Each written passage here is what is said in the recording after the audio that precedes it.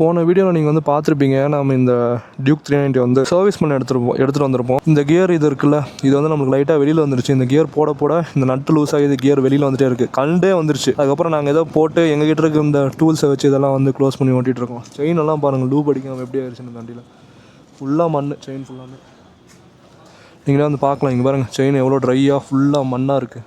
வண்டியை இந்த general service தான் பண்ணுறதுக்கு நாங்கள் வந்து வந்திருக்கோம். முதல்ல அந்த கியர் வந்து ரெடி பண்ணோம். நெக்ஸ்ட் வந்து த்ராட்டல் ரெஸ்பான்ஸ் வந்து ஸ்லோவாக இருக்குது. நீங்கள் வந்து இனிஷியலாக த்ராட்டல் கொடுத்தோம், அந்த டியூக் 390 ஒரு புல் இருக்கலாம், அந்த புல் இல்லை. மேபி இதில் வந்து பார்த்தீங்கன்னா ஏர் ஃபில்டர் ப்ராப்ளமாக வந்துருக்கலாம், இல்லாட்டி ஏதாவது சாஃப்ட்வேர் பக்காக வந்திருக்கலாம். அதுவும் வந்து பார்த்துட்டு போகலாம் தான் நாங்கள் வந்து வந்திருக்கோம். செயின் தான் முக்கியமாக, செயினை நம்ம ரெடி பண்ணதும் மேபி இந்த த்ராட்டல் பக் கூட ரெக்டிஃபை ஆக வாய்ப்பு இருக்குது. இங்கே பழைய 200 வந்துருக்கு, இதுவும் ஏதோ சர்வீஸ்க்கு தான் வந்துருக்க மாட்டிருக்கு. பழைய 200 வண்டியை நல்லா தான் வச்சுருக்காங்க. இந்த வண்டியும் நல்லா தான் வந்துருக்கு. செயின் பாருங்கள், அதுவும் ஃபுல்லாக துருப்பிடிச்சு வந்து கிடக்குது. ஆரஞ்சு கலர், அது வந்து ஒயிட் கலர் 390, புது 390 அந்த சைடு நிற்கும்னு நினைக்கிறேன்.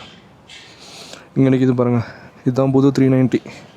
250 ஓகே, 250 390க்கும் டிஃப்ரென்ஸே எல்லாம் வந்து பண்ணிட்டாங்க. இதில் கிடச்சிருக்க அப்டேட்னு பார்த்தீங்கன்னா சைட் ஆஃப் செட் சஸ்பென்ஷன் நமக்கு வந்து கொடுத்துருக்காங்க. அதுக்கப்புறம் அப் சைட் டவுன் ஸ்போக்ஸ் வந்து கிடைக்குது. அந்த டிசைன் கிராஃபிக்ஸ் எல்லாமே சேஞ்ச் பண்ணியிருக்காங்க. சீட்டோட ஸ்பெசிஃபிகேஷன் வந்து பார்க்க போனால் நம்மளுக்கு சூப்பராக வந்துருக்கு. புது LC4 இன்ஜின் வந்து கிடைக்குது. புது கிளஸ்டர் நமக்கு வந்து கொடுத்துருக்காங்க. நல்லா பண்ணியிருக்காங்க. லைக் 250க்கும் 390க்கும் டிஃப்ரென்ஸ் இல்லாமல் நல்லா பண்ணியிருக்காங்க. 250 வாங்கினாலும் அந்த தீமை நீங்கள் வந்து என்ஜாய் பண்ணலாம். அது மாதிரி தான் வந்து கொடுத்துருக்காங்க. இது பழைய 390, இது புது 250. மாதம் வந்திருக்கு. ப்ரோ வந்து பார்த்துட்ருக்காரு, பார்ப்போம். ஓகேவா மட்டும் பார்த்தீங்கன்னா அப்புறம் த்ராட்டல் குத்தா அது கரெக்டாக த்ராட்டல் ஆக மாட்டேது, டிலே இருக்குது. அது நட்டை கழட்டுருச்சானா கீழே, அந்த மாதிரி அது இல்லைல்ல.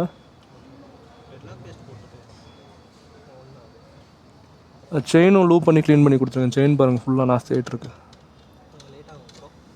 நான் கொஞ்சம் சீக்கிரம் பண்ணி கொடுங்க, நான் வெளியில் போகிறோம். இந்த ப்ளே இருக்குமா இதில் பாருங்கள், ரொம்ப இந்த ப்ளே வந்து இருக்குது, ஃப்ரீ ப்ளே வந்து இருக்குது. நார்மலாக இருக்கும், ஆனால் த்ராட்டல் ரெஸ்பான்ஸ் கம்மியாக இருக்குது. ஆனால் ரெஸ்பான்ஸ் இல்லைன்னா அது கரெக்டாக இல்லை. 390 நீங்கள் வேணால் ஓட்டி பாருங்கள், உங்களுக்கு எப்படி தோணுதுன்னு பாருங்கள். ஓட்டிட்டு ரொம்ப டிலேவாக இருக்குது ஆக்சுவலாக.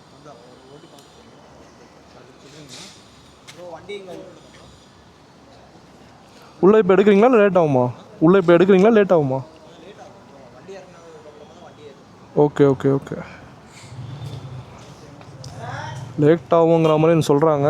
அவருக்கு இஷ்யூஸ் எல்லாம் சொல்லி நாங்கள் வந்து புரிய வச்சிட்டோம். பட் அவர் ஓட்டி பார்த்தா தான் அவருக்கு வந்து தெரியும் நாங்கள் இதை வந்து சொல்ல வரோம். ஏன்னா அவங்க நிறைய வண்டி ஓட்டி லைக் இதிலே எக்ஸ்பர்ட்டாக இருக்காங்கல்ல, அவங்க வந்து கரெக்டாக இது இஷ்யூவா இல்லையா இல்லை நார்மலாக இருக்கா, எங்களுக்கு தான் அப்படி தெரியுதான்னு சொல்லி கண்டுபிடிச்சிருவாரு. ஏன்னா அந்த த்ராட்டல் ரெஸ்பான்ஸ் கொஞ்சம் ஒரு மாதிரி டிலேவாக இருக்க மாதிரி தான் வந்திருக்கு, வேறு எந்த ப்ராப்ளமும் வந்து இல்லை. அவங்க வந்து வண்டி ஓட்டி பார்த்துட்டா தெரிஞ்சிடும். உள்ளே ஏதோ வண்டி இன்ஜின் கழட்டிட்டு இருக்காங்களாமா, டெக்னீஷியன்ஸும் பிஸியாக இருக்காருன்ற மாதிரி வந்து சொன்னாங்க. பட் இங்கே நிறைய எம்ப்ளாயிஸ் லைக் ட்ரெயின்ட் எம்ப்ளாயிஸ் தான் வந்து வச்சுருக்காங்க. வண்டி பார்த்தாவே எல்லாமே கண்டுபிடிச்சிருவாங்க. அந்த மாதிரி தான் இங்கே வந்துருக்கும். பட் அவங்களுக்கும் டைம் கொடுக்கணும் இல்லையா, நம்மளோட இஷ்யூவை ஃபிக்ஸ் பண்ண கண்டிப்பாக அவங்களுக்கும் டைம் எடுக்கும். பார்த்து பொறுமையாக ஃபிக்ஸ் பண்ணி தருவாங்க. சரி ஓகேன்னு சொல்லியிருக்கோம். லேட் ஆனாலும் பரவாயில்ல, ஒரு ½ hour 1 hourக்குள்ளே பண்ணி கொடுத்துருங்க அப்படின்னு வந்து சொல்லியிருக்கோம். பண்ணி கொடுப்பாங்கன்னு நினைக்கிறேன். ஏன்னா முக்கியமான கன்சர்னே அதுதான். லாங் எடுத்துகிட்டு போய் வேறு ஏதாவது பிரச்சனை கொண்டு வந்து விட்டுருச்சுன்னா ரொம்ப சைக்காயிரும். அதுக்கப்புறம் இங்கே பாருங்கள், அவங்க எல்லாத்துக்கும் பிடிச்ச பழைய RC 390, அதுக்கப்புறம் பழைய டியூக்கு. இந்த பைக் தான் வந்து பார்த்தீங்கன்னா இந்தியாவிலேயே அந்த டியூக்கோட தீமை வந்து லைக் எப்படி சொல்கிறது, சீட் பண்ண பைக் அப்படின்ட்டு வந்து சொல்லலாம். இதான் அந்த பழைய டியூக், வேறு மாதிரி இருக்குது பாருங்கள். பழைய டியூக், பழைய RC, ரெண்டு காம்போ எப்படி இருக்குது. இதில் அந்த இன்ஸ்ட்ருமெண்ட் கிளஸ்டருக்கு தான் நிறைய பேர் வந்து கிரேஸாக வந்து இருந்தாங்க. அப்போ அந்த காலகட்ட பைக்லேயே வந்து பார்த்தீங்கன்னா இதில் தான் இன்ஸ்ட்ருமெண்ட் கிளஸ்டர் இந்த மாதிரி வந்து இருந்துச்சு, லைக் ஃபுல்லி டிஜிட்டலாக சூப்பராக. அந்த பல்சர்லேயும் இருந்துச்சு, பட் பல்சரில் இந்த அளவுக்கு இன்ஃபர்மேஷன் வந்து இல்லை, வேறு மாதிரி இருக்குது பாருங்கள். இதுலேயும் இந்த பிரேக் கிட்டெல்லாம் வந்து மாற்றிருக்காங்க. ஃபுல்லாக வந்து பார்த்தீங்கன்னா ஹைட்ராலிக் பிரேக் கிட்ட, அந்த சிலிண்டர் எல்லாமே வந்து மாற்றிருக்காங்க. சூப்பராக வந்து பண்ணியிருக்காங்க, வேறு மாதிரி இருக்குல்ல. இந்த பழைய டியூக் 200 அண்ட் RC 200 பற்றி உங்களோட தாட்ஸை நீங்கள் வந்து கண்டிப்பாக கமெண்ட்டில் வந்து மென்ஷன் பண்ணுங்கள். இதே மாதிரியான பைக்ஸ் உங்களுக்கு வேணுமான்றதும் கமெண்ட்டில் மென்ஷன் பண்ணுங்கள். பார்ப்போம் நம்ம கமெண்ட்ஸ் பார்த்து KTM பைக்ஸை வந்து லான்ச் பண்ணுறாங்களான்னு. அப்படியே இங்கே பார்த்தீங்கன்னா புது 390 வந்து நிற்கிது. இதுக்கு பின்னாடி மட் ஃப்ளாப்ஸ் எல்லாம் வந்து கழட்டியிருக்காங்க. எப்படி இதில் பின்னாடி உட்காராங்களான்னு தெரியல. பட் டிசைன் வந்து பார்க்கும்போது நல்லா இருக்குது. நான் பழைய 390 கூட லைட்டாக சின்னதாக இருக்க மாதிரி வந்திருக்கு. பட் கலர்ஸ் எல்லாம் வந்து பார்க்கும்போது நல்லா அப்பீலிங்காக ஒரு ஸ்ட்ரீட் ரேசருக்கு உண்டான அந்த லுக் வந்து இந்த வெஹிக்கிளுக்கு இருக்குது. இங்கே பாருங்கள், இதெல்லாம் தான் அப்டேட்ஸ். இந்த பட்டன்ஸ் ஃபுல்லாக மாற்றிருக்காங்க, இந்த கிளஸ்டர் வந்து மாற்றிருக்காங்க. இங்கேயும் பட்டன்ஸ் எல்லாம் புது பட்டன்ஸ் வந்து கொடுத்துருக்காங்க, நல்லா கிளிக்கியாக சூப்பராக வந்துருக்கு. அதுக்கப்புறம் சஸ்பென்ஷன் உங்களுக்கு நார்மலாக அட்ஜஸ்டபிள் வந்து கிடச்சிரும். ஃப்ரண்ட்டில் வந்து கம்ப்ரஷன் அண்ட் ரீபவுண்ட் வந்து அட்ஜஸ்ட் பண்ணிக்கலாம். ரியரில் வந்து அந்த சாஃப்ட்னஸ் அண்ட் ஹார்ட்னஸ் வந்து அட்ஜஸ்ட் பண்ணிக்கலாம். சைட் ஆஃப் செட் சஸ்பென்ஷன் வந்து கொடுத்துருப்பாங்க. அதனால வந்து பார்த்தீங்கன்னா பைக்கோட சைட் லுக்கே சூப்பராக வந்திருக்கும். புது 399cc LC4 இன்ஜின் இதில் வந்து கிடைக்குது. சீட்டோட அந்த குவாலிட்டி வந்து இம்ப்ரூவ் பண்ணியிருக்காங்க. பாருங்கள் எவ்வளோ குஷனியாக சூப்பராக வந்துருக்குன்னு.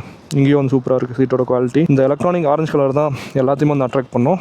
லைக் இங்கேயும் பார்த்தீங்கன்னா இந்த டேங்க்லாம் ஒரு மேட் பெயிண்ட் மாதிரி உங்களுக்கு வந்து வரும். சூப்பராக இருக்குது. டெக்கி மாடர்ன் மிஷின் மாதிரி நல்லா எல்லாமே குவாலிட்டியாக நமக்கு வந்து கொடுத்துருக்காங்க. பழைய டியூக் 390யோட ஹசார்ட் லேம்ப்க்குள்ள பட்டனும் இங்கே எக்ஸ்ட்ரா வந்து கிடைக்குது. இதில் டெடிக்கேட்டடாக ட்ராக் மோடும் உங்களுக்கு வந்து கிடைக்கும். என்னோட ரிவ்யூ சேனலில் நீங்கள் வந்து பார்த்தீங்கன்னா இந்த பைக்கோட கம்ப்ளீட் ரிவ்யூ நான் வந்து போட்டிருப்பேன். அதில் எல்லாத்த பற்றி நான் வந்து சொல்லியிருப்பேன். அதை பார்க்கலன்னா கண்டிப்பாக நீங்கள் வந்து பார்த்துருங்க. இப்போ நம்ம அந்த சர்வீஸ் அப்டேட் என்னென்னு பார்ப்போம். ஒரு 10 நிமிஷம் நாங்கள் இங்கே வந்து நின்றுட்டோம். அவர் வந்து பார்த்துட்ருக்காருன்னு நினைக்கிறேன்.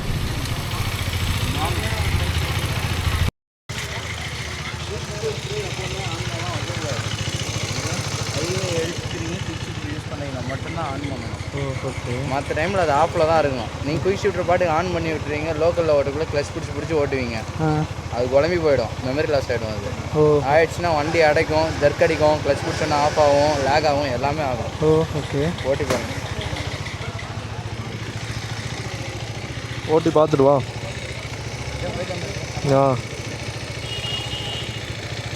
எடுத்தோன்னு ஆஃப் பண்ணாங்க. குயிக் ஷிஃப்டர் நீ எப்போவுமே ஆனில் தானே வச்சுருக்க, இப்போ தான் அவர் ஆஃப் பண்ணார். இப்போ அவர் இப்போ தான் சர்வீஸ் டெக்னீஷியன் வந்து ஓட்டி பார்த்தாரு. இப்போ நம்மளால் ஓட்டலான்னு சொல்லிட்டு போயிருக்காரு அந்த சைடு. லைக் இந்த ECU இருக்கிற வண்டியிலே பார்த்தீங்கன்னா நீங்கள் நல்லா பார்த்துக்கணும். அந்த சென்சார்ஸு, நீங்கள் அந்த வண்டியில் இருக்க சிஸ்டம்ஸ் யூஸ் பண்ணுறது, லைக் ட்ராக்ஷன் கண்ட்ரோல் ஆகட்டும், கிக் ஷிஃப்டர் ஆகட்டும், இது எல்லாமே நீங்கள் யூஸ் பண்ணுறது கரெக்டாக பார்த்துக்கணும். அவரு போனது வந்துட்டார், நம்மளால் என்ன ஸ்லோவாக போனார், இன்னும் ஆளே காணும். வந்துட்டார் கைஸ் நம்மளால். இப்போ அவரோட ரிவ்யூ வந்து கேட்போம் எப்படி இருக்குன்ட்டு. அதே மாதிரி தான் இருக்கா? லைட்டாக அடைக்கிற மாதிரி தான் இருக்குது, ஆனால் ஓகே தான். அதுவும் இல்லை சேஞ்ச் ஆன மாதிரி இருக்கா இந்த இது ஆஃப் பண்ணதுக்கப்புறம்? லைட்டாக சேஞ்சஸ் இருக்குது. அதான்டா ஏர் ஃபில்ட்ரு, த்ராட்டில் பாடி இதெல்லாம் க்ளீன் பண்ணி போட்டதுக்கப்புறம் கரெக்டாக வந்துடும். கரெக்டாக நான் எப்போ சர்வீஸ் விடணும்? 7729 ஓடிடுச்சு.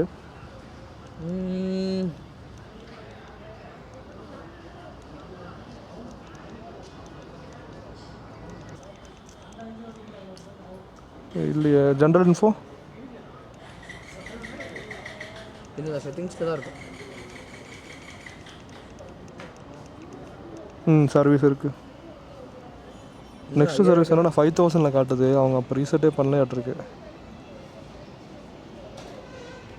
அவங்ககிட்ட கேளு. 7729 ஓடிடுச்சு போன வாட்டி. இப்போ சர்வீஸ் அது 8-9 விட்டுக்கலாம், மாற்றணும். ஓகே. இப்போ டைமும் இல்லை, கரெக்டு தான். பட் குவிக் ஷிஃப்டர் ஆஃப் பண்ணதுக்கப்புறம் கொஞ்சம் ரெஸ்பான்ஸ் பரவாயில்ல தானே? போய் ஓட்டிகிட்டு வர்றதா?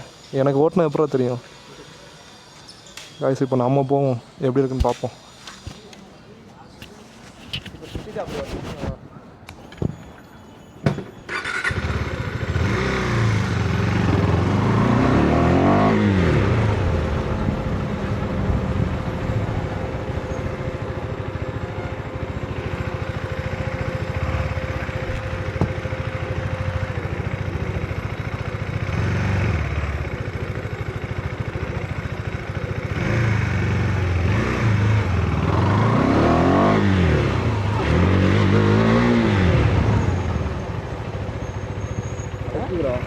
அடைக்குது.